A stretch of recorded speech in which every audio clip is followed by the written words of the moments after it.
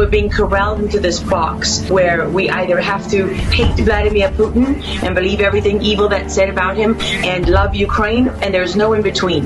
And that reminds me a lot of you're either a white supremacist or you go with the Democrat narrative on everything under the sun. The most lethal terrorist threat to the homeland today, white supremacy. And I want to understand white rage, and I'm white. I mean, there's as much interference here as you could possibly imagine. Before you even get to Hunter Biden, Nancy Pelosi, John Kerry, Mitt Romney, and all of their children who earn millions from Ukrainian gas companies. These days, it's hard to believe anything because they've lied about COVID, they lied about Russia collusion, they lied about the Ukraine impeachment trial, and there's so much more going on in Ukraine that nobody is talking about. Does Ukraine have chemical or biological weapons? My job as a journalist is to try to understand what is the truth here. I don't like being lied to, and we're being lied to on an epic scale. When we're told your only choice is you have to be 100% with Zelensky.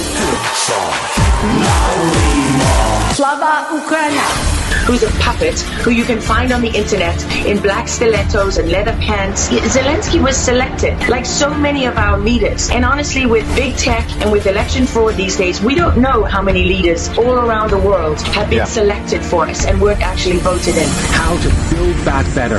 We have to build back better. Build back better.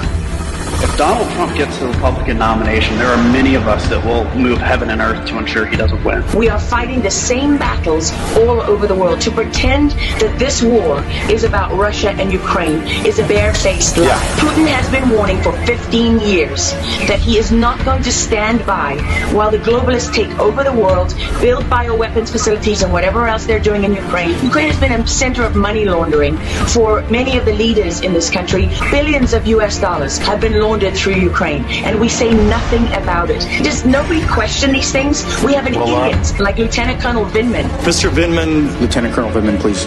Do you always insist on civilians calling you by your rank? And sits there as a lieutenant colonel. He didn't even make colonel. And he's telling the president of the United States what his policy should be. You have a traitor in the form of Maria Yovanovitch, who was Obama's ambassador, who's telling Ukrainian government officials, don't listen to the will of the American people. In his July 25th phone call with Ukrainian President Zelensky, the president badmouthed Yovanovitch, calling her bad news. I was shocked, absolutely shocked. And then she's given a cushy job for life at Georgetown University, and we're told that the president of the United States cannot say to his foreign counterparts that we want you to look into something.